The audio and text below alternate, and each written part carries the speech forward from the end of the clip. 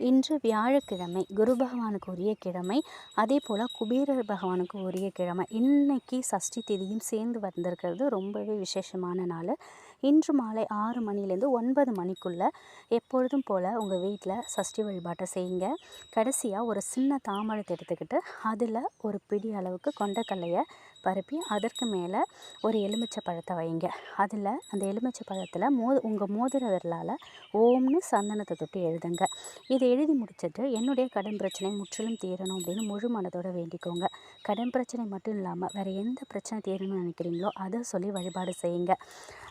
மறுநாள் காலையில் இந்த எலுமிச்சை பழத்தை எடுத்துகிட்டு முருகப்பெருமான் படத்துக்கு பக்கத்தில் வச்சுருங்க. கொண்டக்கல்லை எடுத்து பறவைகளுக்கு தானமாக போட்டுடலாம். இந்த எலுமிச்சை பழம் அப்படியே முருகப்பெருமான்கிட்ட இருக்கட்டும். அது எப்போ காயுதோ அப்போ கால் பண்ணாத இடத்துல போட்டுருங்க.